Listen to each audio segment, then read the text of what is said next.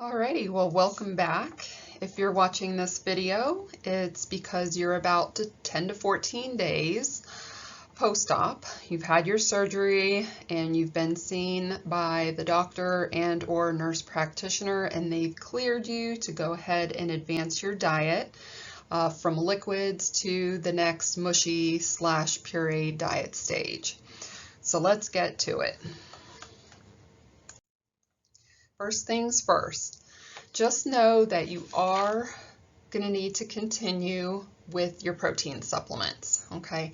You're still going to need to get about 2 in every day, and these are going to be your priority for a little while because it's going to be how you even come close to meeting your protein goal for a little while your portion sizes from food are going to be so small, okay?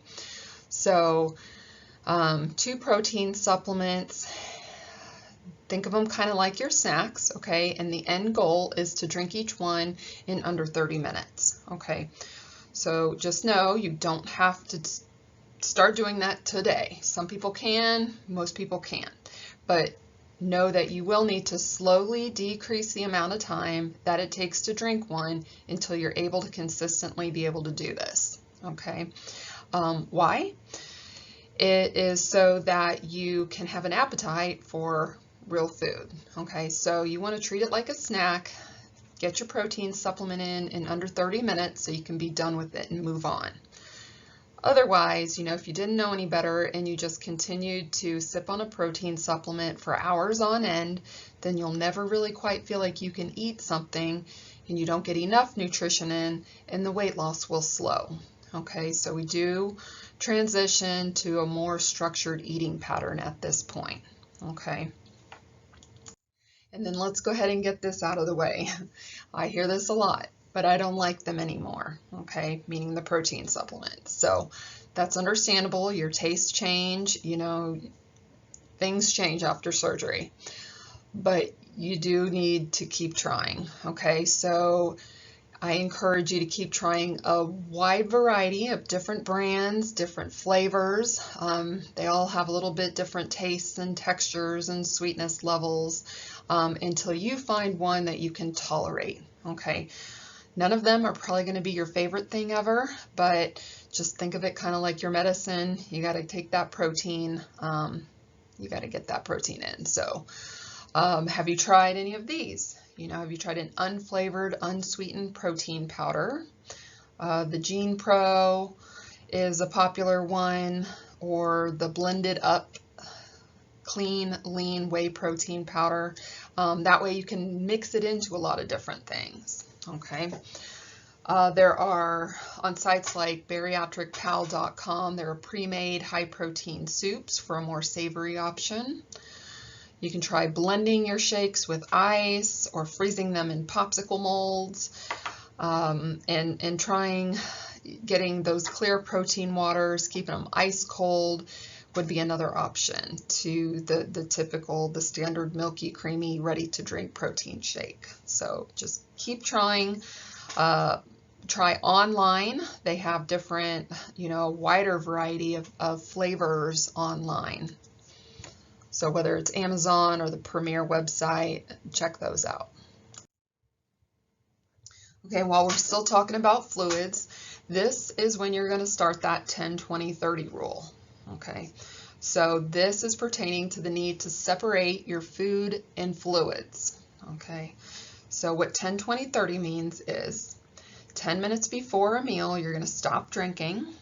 Okay. Then you're going to aim to take about 20 minutes to eat your food. So just slowing down, chewing every bite very, very thoroughly. Needs to come to at least applesauce consistency, okay? Taking your time in between bites and not sipping while you eat, okay? So that's the 20 minutes. Then when you're done eating, take note of what time it is and wait for 30 minutes before you start sipping on your fluids again. Okay, you don't want to drink with your food or too soon afterwards because that's not a good combination. All right, so that starts now. Remember, your total fluid goal every day is 64 ounces. and that comes from a variety of sources: your water, your sugar-free drinks, your protein supplements. The fluid in your protein supplements does count towards that 64-ounce goal. And then a portion size at this stage. A portion size is 2 tablespoons. Okay, so the measuring spoons that you have at home for like baking work perfectly. Okay, so get at that tablespoon. If you don't have one, the Dollar Tree has them. Okay, so measure out your portions. Don't guess. Don't eyeball it. Every little bit counts at this point. We're gonna start very small at 2 tablespoons 3 times a day. Okay, so breakfast, lunch, and dinner then. So 3 eating occasions and 2 protein supplements. Here are some examples of mushy protein foods. A lot of people will start with a soft, fluffy scrambled egg, and you can melt some cheese in it, that's fine. Cottage cheese, you can do baked fish, especially flaky white fish.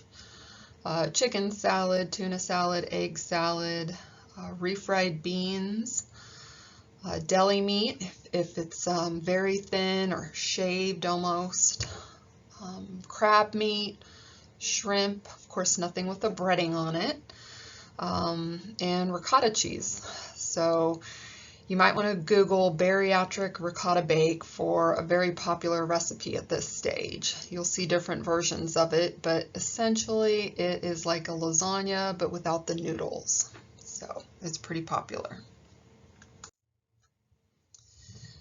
You also don't want any food that is too dry. So don't be afraid to mix your food with something, you know, depending on what it is, but something like mayonnaise, sour cream, mashed avocado, hummus, tartar sauce, tzatziki, gravy, any of those sauces down the condiment aisle. Things like teriyaki, ketchup, and barbecue sauce, you want to get the sugar-free varieties. Some helpful tips: just start small and chew, chew, chew. Okay.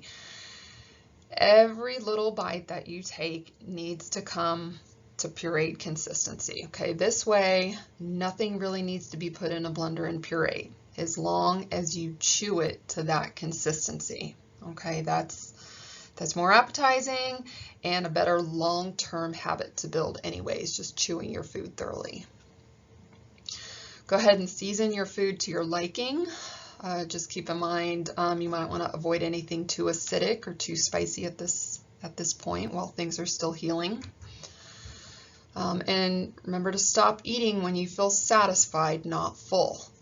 So really try to avoid any distractions while you're getting used to introducing these soft foods into your diet. Okay, you don't want to accidentally overeat because you were scrolling on your phone or driving or watching TV and then end up feeling sick. So when you're eating, try to just eat.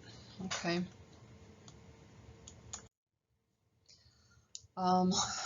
Just here, this slide shows a sample day of, well, 2 sample days of what you might eat on the mushy days. So on the left, you can see there's 2 protein supplements and 3 meals. And on the right, a little bit different order, but again, 3 meals and 2 protein supplements. Okay, so however you structure them into your day is totally up to you.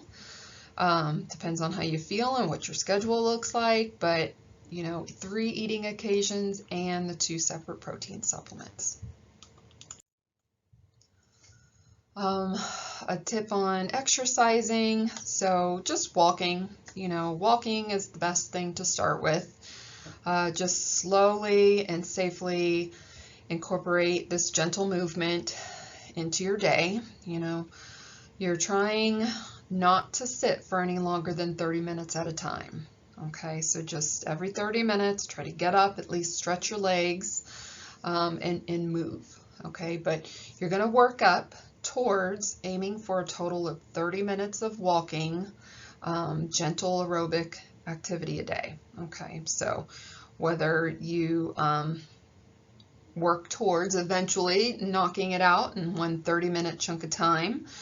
That's fine. I recommend, though, starting with 3 10-minute walks a day, okay?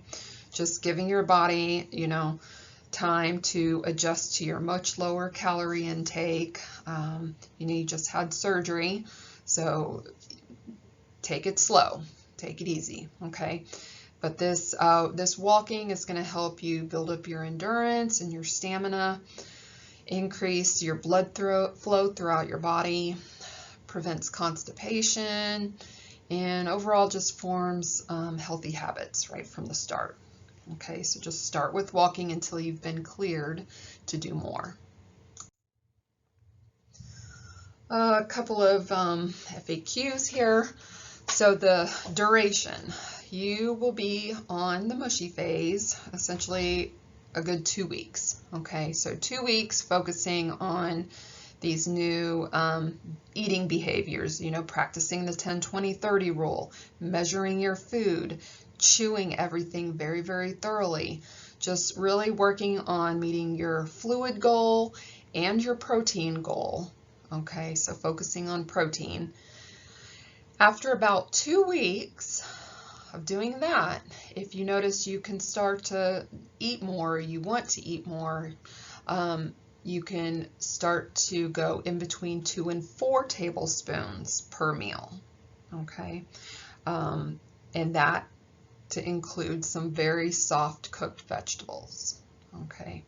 Still eat your protein first, but you know, the other 1 to 2 tablespoons at a meal could be some, you know, soft cooked green beans or carrots, cauliflower, zucchini, things like that, very soft.